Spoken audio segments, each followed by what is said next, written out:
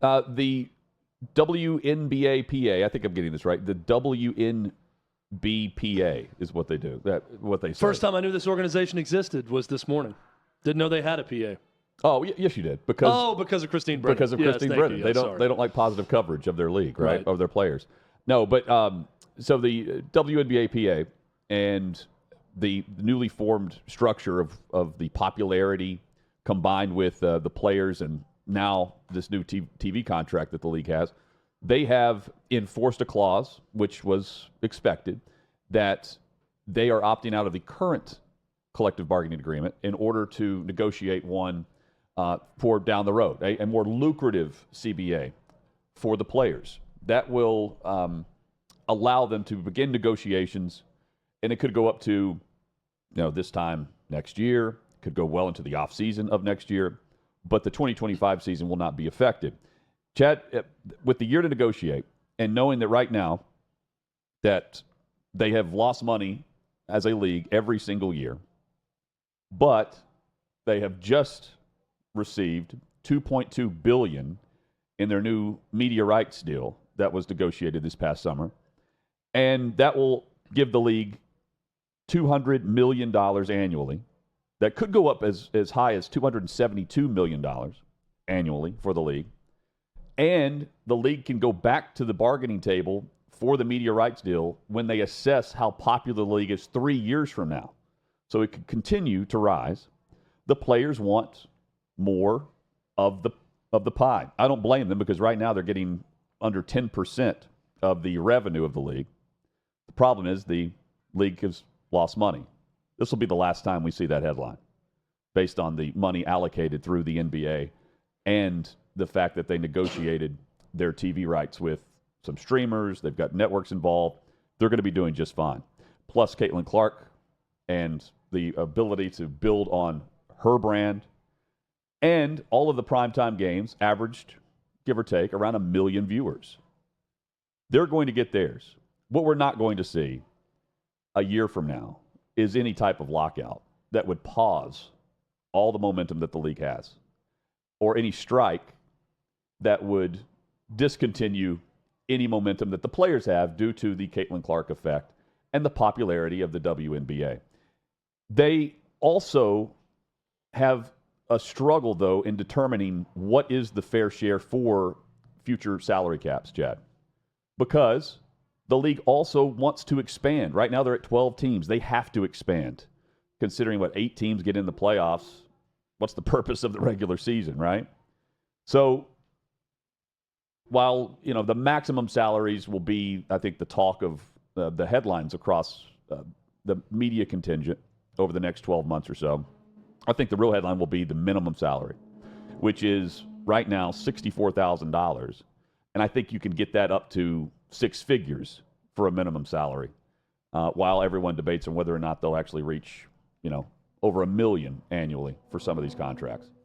Underpaid, sure, based on this upcoming media rights deal. But up until Caitlin Clark, we weren't having, headlines leading a show about what is now the off season of a league that is finally acting like a professional league. But they don't act professional through their Players Association. You mentioned Christine Brennan. Whenever it's time to actually get the media push to maybe put some heat on those that are pushing back on raising salaries or doing anything like that, they've already told many of the media that want to cover the league, we don't need you here because you're covering Caitlin Clark. You're writing a book. You're not needed here. In fact, it's not, you don't cover and write with integrity, leading USA Today to have to put out a statement saying, Christine Brennan's just fine. So be careful what bridges you burn with all this, because whenever it comes back to which side is the public on, it's going to be on the side of Caitlin Clark. So $200 million deal beginning in 2026 is their next media rights deal. I don't see this thing going to any type of work stoppage at any point, but it's an odd situation only because it's hard to find the leverage points here. Well, you don't go to a work stoppage right after you have the media deal that you just signed. That would be dumb. No, and I think this is this would be more of a 2025, 26 thing before the media rights deal goes into effect. But in one breath, the WNBA has never been more popular, which is a fact right now. So you don't want to stop that forward momentum with a work stoppage for any reason, regardless of who you want to blame. On the other side, it is a league that has consistently lost money. On the other side of that, if you are in business, you want to buy low and sell high. You can do that right now if you own a WNBA franchise. That's why they're looking to expand, because there are rich people who want to own a team, because right now you can buy low and eventually sell high. It is a product that's on the rise. So it's a tough spot because I can't really find who has all the cards here who has all the leverage. Right. Well, I mean, if Caitlin Clark retired, all of that forward momentum would go away. But she's not going to do that. So that's why I think the players have a lot of leverage. They just haven't leaned into the Caitlin Clark effect the way they should have. But they're going to when it comes to this negotiation, because while we have thoroughly covered that they've lost $50 million, a season, or they were expected to lose $50 million as a league this year. Reports are it's $40 million, not 50, that they're in the red. But I don't think you see the losses moving forward once this new media money comes in. $2.2 billion. They're going to make sure that they cover their losses here, and you don't negotiate the way they have, and try to build on the momentum that the players have, and then say, yeah, we're going to strike. We're going to have the players aren't going to play to begin the season. You have to do that. You have to capitalize while you have any leverage. They haven't had any. So the fact that they have some, and quite a bit, honestly, given the fact that the TV networks want this on their programming, I think the players are going to get a lot more than what they've had. Maybe not exactly, the pipe dream numbers that they expect, but some will get a ton, and the minimum salaries are going to rise to, 6 figures or so. That will cover Angel Reese's rent. Yeah. I saw you talking about that last week. I mean, she's got tons of endorsement. She's doing just fine. But, she's like the tongue-in-cheek, living above my means. Her actual job wouldn't pay for her rent. She was saying, but she's also making money elsewhere. She didn't know her salary. She had to look off camera to figure out her salary. What is it, 64? I think she said 64? Or 70-something. Something like that, yeah. But point being, like, she's doing just fine. But it's for as much of the brand that is even Angel Reese, it's worth more than whatever the salary is that she's receiving from Chicago. And she'll get hers because of the leverage that they have now.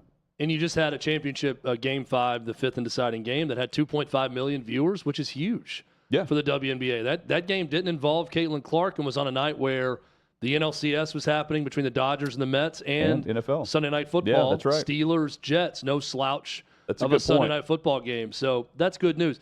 And all this talk about YouTube TV, including them on the multi-view, I mean, if you're so against the WNBA, then don't go to the multi-view on that. Yeah. I don't. Who cares what they do? They're a sponsor. YouTube sponsors NBA and WNBA. Yes. YouTube can do whatever the hell they want when it comes to the multi-view. You could choose whatever. You can build something else, right? We don't bitch when San Jose State's game is in the same multi-view as Tennessee, Alabama. That's true. And I'm on there, and they're getting a partial credit if I'm watching the other 3 games for that. Yeah. Who cares? Like, if they churched up the numbers a little bit by putting it in the multi-view, that's their prerogative. And if you don't like the multi-view, YouTube TV, I'm now a subscriber. I can speak from experience on this. There's a great function where you can go live and you can just go back and forth between baseball and football if you like. Just like the old school, like you do on every other system that you're going to watch for sports. That's so ridiculous to care about that at all. Let me point out one more thing, though. You mentioned the leverage. This is a great question because 60% of the WNBA is owned by the NBA. The leverage in negotiations versus the tone-deaf WNBA PA, where they're sending out like 2 or 3 pages worth of statements on Christine Brennan. Yeah. Leverage is to the businessmen and women of the NBA that will make sure that they get as much revenue as they please here. Yes, and it's also the twofold part of it is this is a league that's historically lost the NBA money and lost everyone money that's a part of it. That's why salaries are low.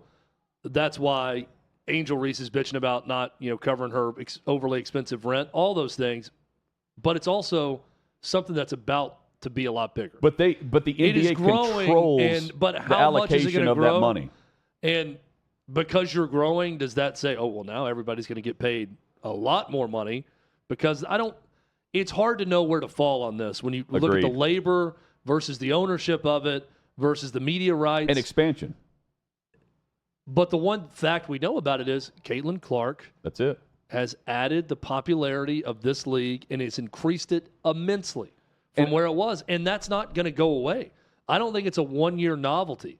I think the fact that the game between two teams that don't feature Caitlin Clark did $2.5 million with that competition shows me that it's something that it's not here to compete with the big boys of sports, but it's a valuable property to invest in right now.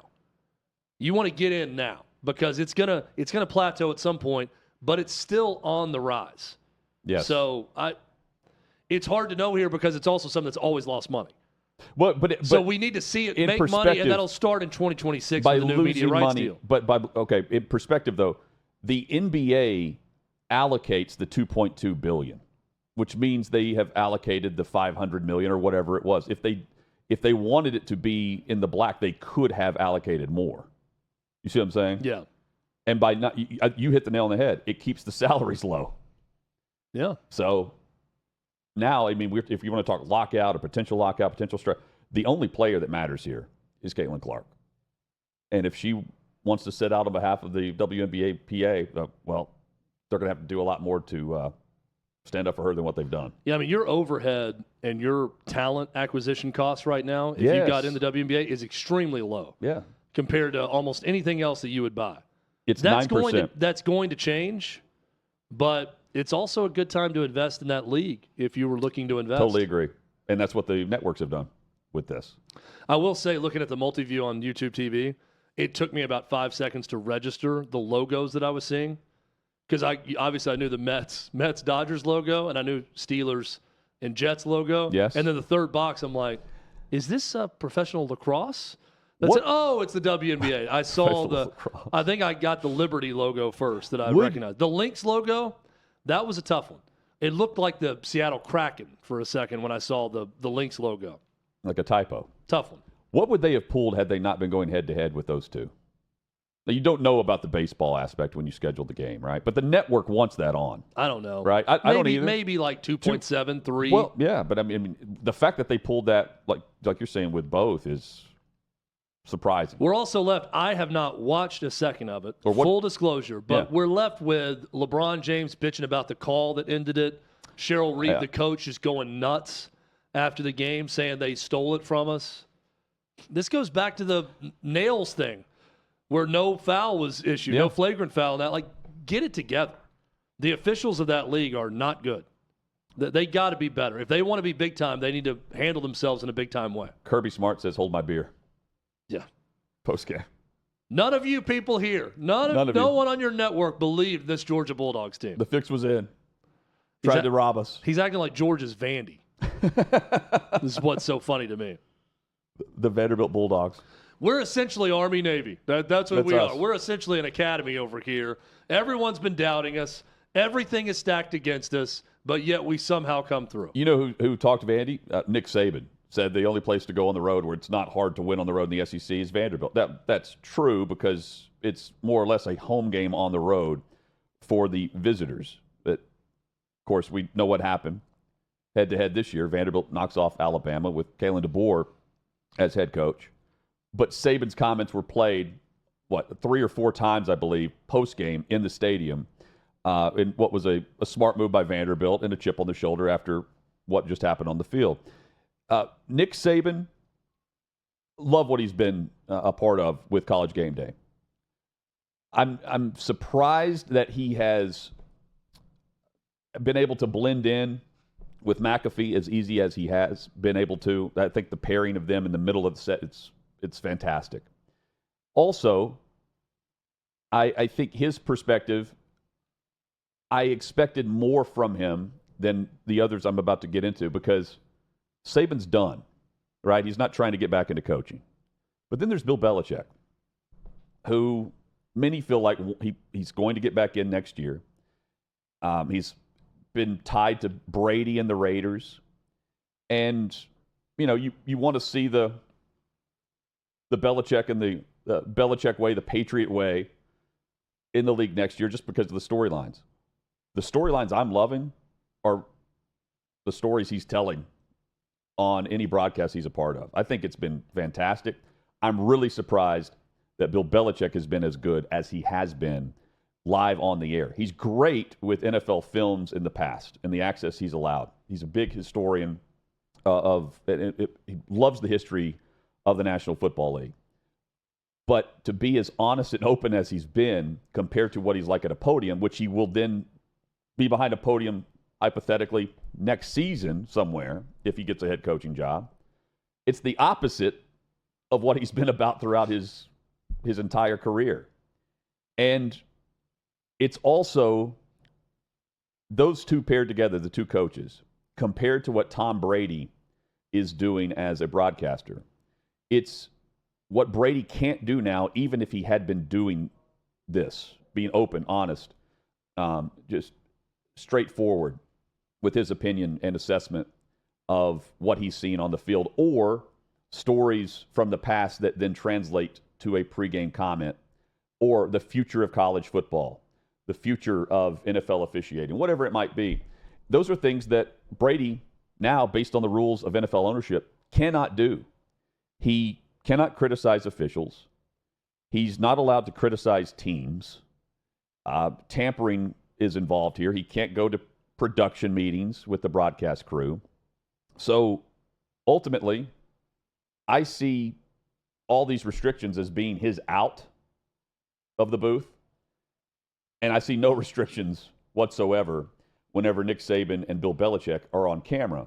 For instance, Bill Belichick yesterday with Pat McAfee on the Pat McAfee show asked about Gerard Mayo. Of course, Gerard Mayo, right after the game in London against Jacksonville, Mayo called out his team and said they're soft.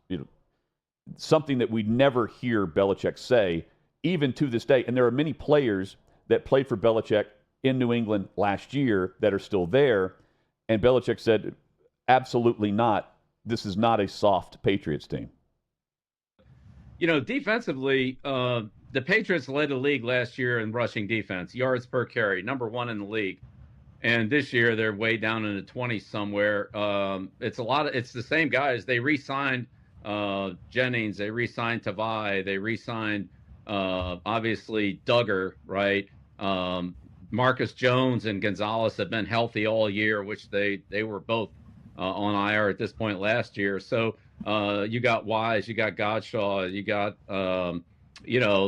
Keon White, you got Mapu, you got Gonzalez, 3 rookies from last year. So it's a lot of the same players, and in some cases I would say more.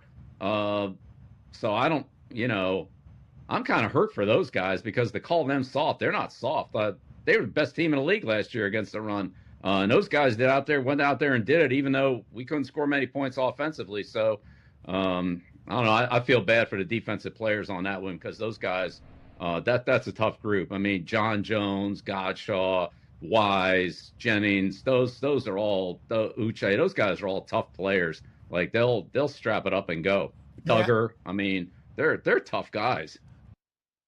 There's Bill Belichick up speaking on his former team and a coach that was a part of his staff that was hand-selected to take over for him, albeit this happened a year earlier than this plan was rolled out. And he's being very straightforward with his thoughts on Mayo calling that team soft versus the way he views the players. Now, speaking of players, Saquon Barkley goes back and is facing the Giants.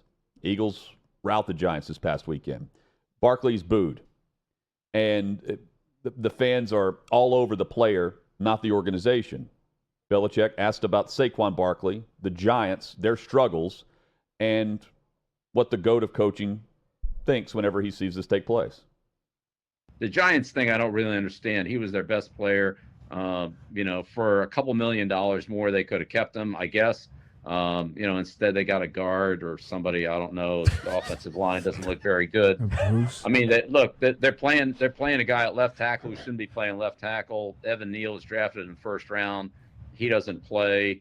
They have some UFA guards that are pretty suspect. It's a tough line. And honestly, I thought that, the quarterback is trying to hang in there. It's been tough sledding. Good luck, Giants fans. Good luck, Giants fans. Giants 100. It'll turn around. This would be a big one for him this week in Pittsburgh, right? They play Pittsburgh coming up Monday night. Danny's starting. Right. Right. So, Now, that's Bill Belichick we're hearing from right there. That doesn't sound like on to Cincinnati next year behind a podium. It sounds like to me this is the broadcaster or broadcasters, Bill Belichick and Nick Saban. Chad, I think it's been phenomenal. And I'm more surprised about those two than I am Brady and the vanilla commentary to this point. Yeah, it's a really cool time to be alive and be gigantic football fans, because usually when greats of the game that coach for so long, like Saban and Belichick did, when they're done coaching, you don't get this level of candor from those guys. Right? A lot of times, I don't want to be morbid here, close to Halloween, but they die shortly after. A lot of these guys that coach for that long retire and die. Yeah, that's their pretty passion. Quickly, or they don't go into it's their life's work. Yeah. I mean, we've got and it hasn't been available. The best NFL coach ever, arguably, and the best college coach ever, arguably, that are both in high-profile positions at a high-profile network where they can just shoot from the hip and be honest. It's so cool to witness. I watch the Manning cast every week on Monday Night Football, and I know numbers are diminishing with that. I'm one of the ones who always watches it, find it very not just entertaining but informative. But when Belichick's on there, Hutton, when he's a big part of it, it's really good. I mean, he's great. He's really their first half guest. He's the star of the first half. And the way he can go back and forth with Manning's, stories he can tell about games he remembers and moments, and Peyton Manning has that ability to have a quick recall and everything. Yeah. Really cool to hear those guys talk about the game, about the history of the game, and pull from moments in their career. Saban the same way. Terrific on College Game Day. I wish we got a little bit more of them throughout the week, but if we're just going to get Saban on College Game Day, that's fine and too, because he's really we good. Get him on McAfee. The disappointment is Brady, not because Brady's been bad. I think he's gotten better each and every week. But when this Raiders news hit, we had a chance to have the greatest football coach in the NFL, the greatest football coach in college, and the greatest football player ever to be three prominent parts of the media all at once. That's going to die now. I just don't see this continuing after listening to him not be able to criticize anything. Well, now we know why on Sunday. It's been a vanilla start because the vote was coming up. Right. And you want everyone, on the same path towards approving this vote. I just hate that it feels like the writing's on the wall. I agree. He's not going to be there for all of this contract. It makes it impossible. This could be a one and done with Tom Brady, and I don't think he's bad. It's just, but he's restricted. There's a number of instances where he wanted to say something about a pass interference call or something, and he just immediately goes to Mike Pereira. And you cannot criticize the officiating. It won't even say it. Well, I'm trying to see what the ref saw there. Mike, when he's asked about it, Mike, he's calling for Mike Pereira to comment. Dallas, they didn't care if Brady was in on the production meeting whenever he called the Cowboys. But even though Jerry Jones and all them were cool with it, he's still not allowed. It's still a league policy, ownership policy, not a team-by-team policy. He's going to call Raiders games. That it doesn't restrict him from doing that. Well, he could interview Patrick Mahomes at the team hotel. That's not considered a facility. Well, so he got a one-on-one with Mahomes at the hotel, but he couldn't do that if the game was in Kansas City at the facility. Can't go to practice, can't do anything now, like that. Now, you could meet at a third-party place and do that if you're Fox, but you can't go to the facility with Brady. But then there's anti-tampering with this. So if he upcoming free agent is playing on the you can't overly praise a player either, I guess. And it's not just the officials. He can't talk about an organization, about decision-making, anything negative. No gambling. That does not lend itself well to to greatness in broadcasting. I think the restrictions. And the flip side of that's Belichick and Saban, who can say whatever they want, and they're not really holding back, which I appreciate. So Saban, again, Saban's not going to coach again. Belichick sounds like he's not going to. Yeah, I think he knows no one's going to hire him. Well, I mean, Jacksonville has been thrown out there. He's in the headlines last week with the Raiders and Brady, and to me, like that's his side of things pushing that out there, right? He's always going to be linked to Dallas until Jerry Jones says it's not a thing, and they re-sign McCarthy. But he's back-to-back weeks now. He's gone after potentially.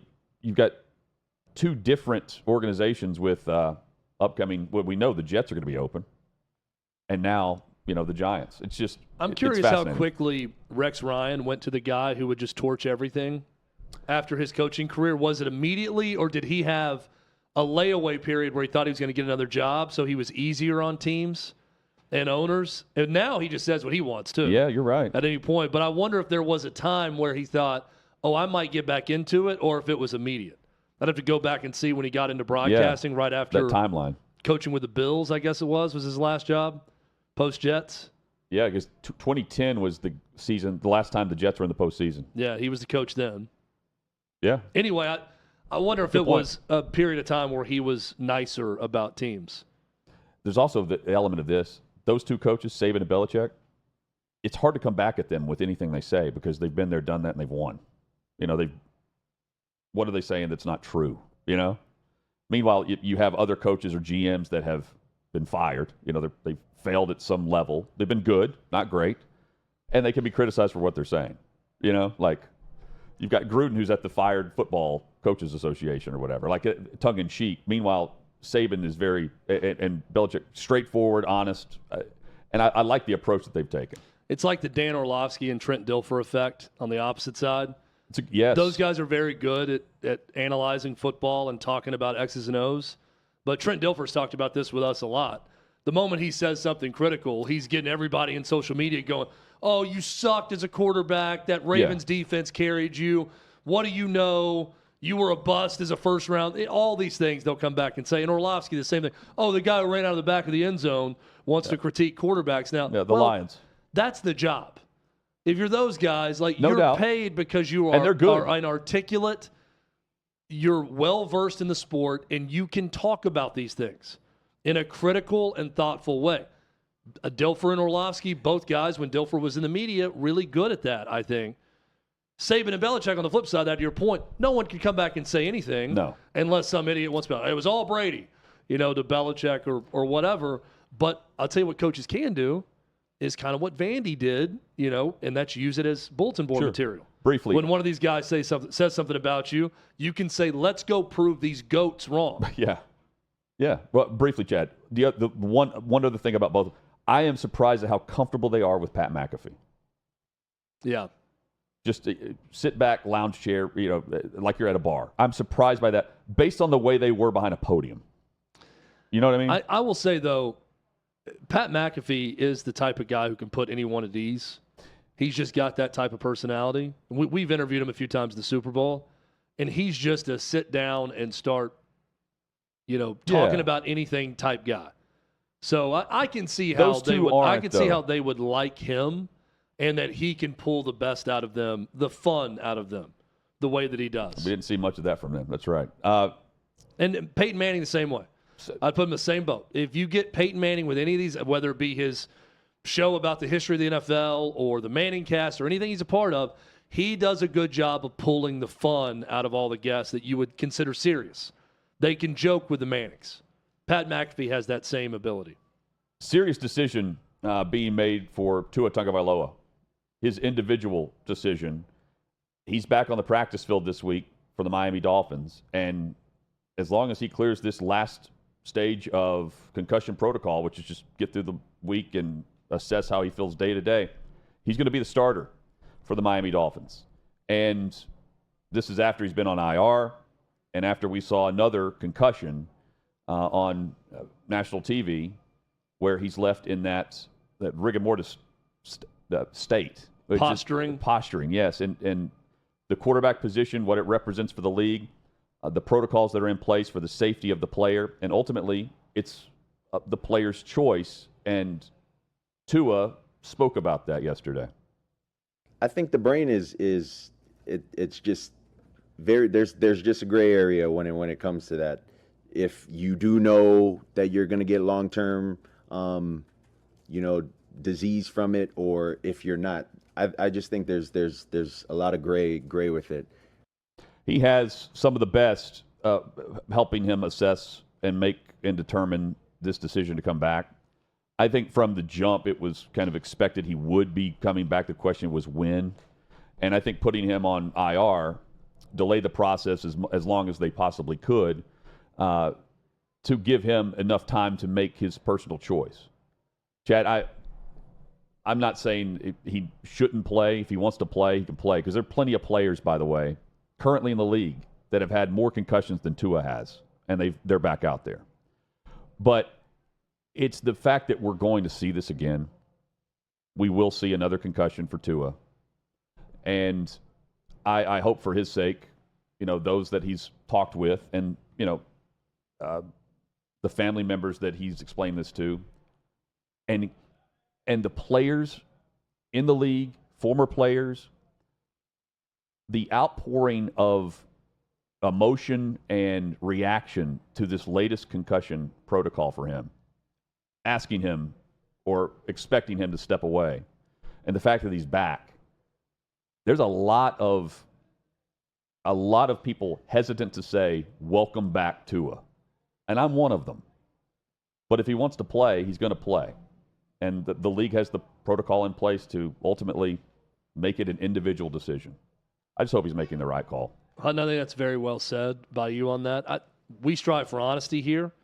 I'll be completely honest. I'm not qualified to comment on this. I really think unless you have played football or been a part of a sport where you've had multiple injuries similar to what we saw with Tua, if someone that's gone through that and they know the long-term effects of it, if they want to comment, I'm happy to hear them out. I'm happy to listen to doctors when it comes to this. I'm legitimately uncomfortable telling someone what to do with their playing career when it comes to this. If they're cleared by team personnel and outside doctors and everyone else, and they understand the risk and they know it, and they're willing to die for their sport, or they're willing to go out there and risk it all, I can't tell them not to do that, regardless of what I think. So I'm unqualified to comment on this with Tua. I wish him well. Yeah. I welcome him back the way you said. I wish him well.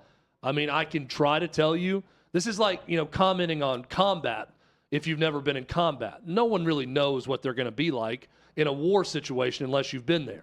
I can't tell you what I would do because I've never had head injuries to that level. I've never played quarterback in the NFL. So while we can all watch sports and comment on what happens in the sport or what happens in a press conference or what happens when a coach says certain things, like with Gerard Mayo, what he said about his team, I'm uncomfortable even commenting on what Tua should do with the rest of his career. I don't want to tell him what to do. I can just say it looks bad. I mean, we can all watch it and say it looks really bad. Yeah, and we're going to see it again. Like, this is, even though he came back and he had a full season where he was totally fine, what we saw the last time he played, where he's just, he's in running into Damar Hamlin, and then there's the previous one where he just hits his head on the turf. I mean, again, the unusual circumstances of seeing it from the quarterback position as frequently as we have with him makes it apparent to me we will see this again with Tua. I hope he slides instead of going headfirst into a player. You would certainly think that it's likely to happen again, but we can hope that it doesn't.